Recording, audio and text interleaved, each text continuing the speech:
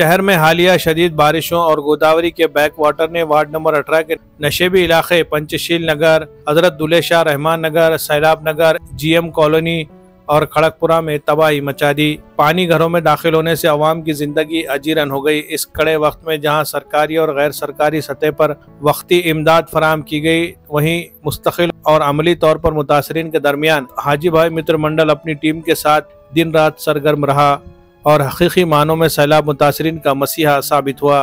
पिछले 7 दिनों से हाजी भाई मित्र मंडल ने अपनी टीम के साथ सैलाब मुतासरीन की हर मुमकिन खिदमत की। पानी में फंसे खानदानों को निकालने के लिए कश्तियों और जीव रक्षक दल के टीम का इंतजाम किया गया।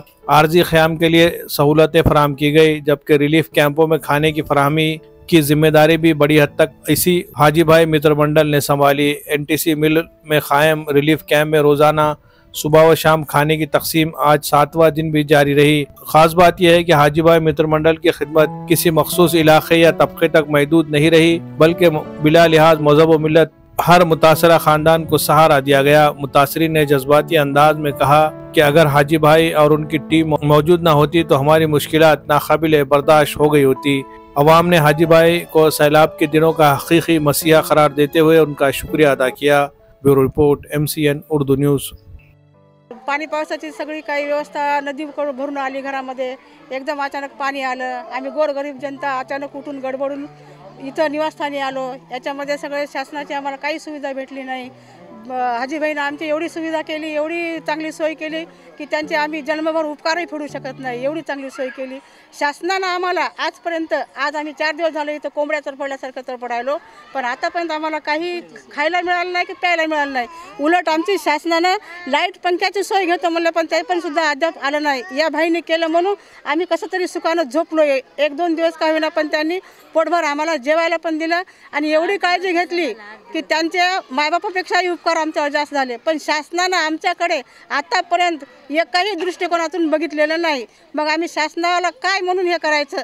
शासनाने आम्हाला कोणत्या याच्यावर विश्वासावर सोडलं? आमचे सगळ्यांचे एवढे प्राण गेले असते तर शासन याला जिम्मेदार होतं का आमच्या पुढे? असं तर इतर गोरगरीब महिलांसाठी, भाऊबंधूसाठी, भगिनींसाठी शासनाने काहीतरी सुविधा करावी आणि त्यांच्या निधीतून आम्हाला इथून गेल्यावर आजपर्यंत यांनी सोय केली, पण घरी गेल्यावर आम्ही काय खाऊ? तिथं सगळं चिखल पडलाय।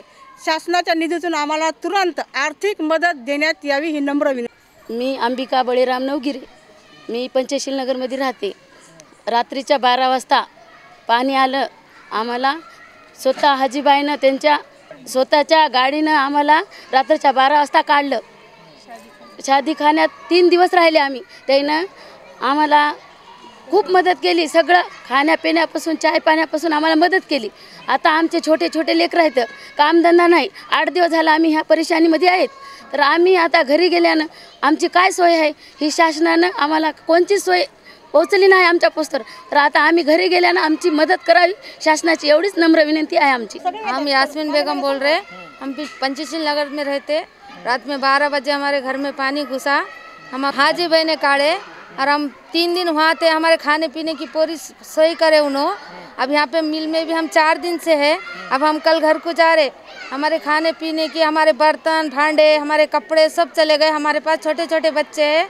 आप सरकार के तरफ से हमें कुछ मदद करो और हमारे घर को आके आप देख सकते, हमारा पूरा घर ये हो गया है, कुछ नहीं बचे आला। हम हाजी भाई का शुक्रिया अदा करते। मी मारुती कांबळे, पंचशील नगरमध्ये राहतो। आज 8 दिवस झाले आम्हाला पाणी पावसामध्ये आम्ही फार त्रासमध्ये आहे। हाजीबाईंनी इतके मदत केलेली आहे की आज म्हणजे सांगू शकत नाही की खिचडी म्हणा, चहा पाणी, दिवस रात आम्हाला त्यांनी मदत करत आहेत।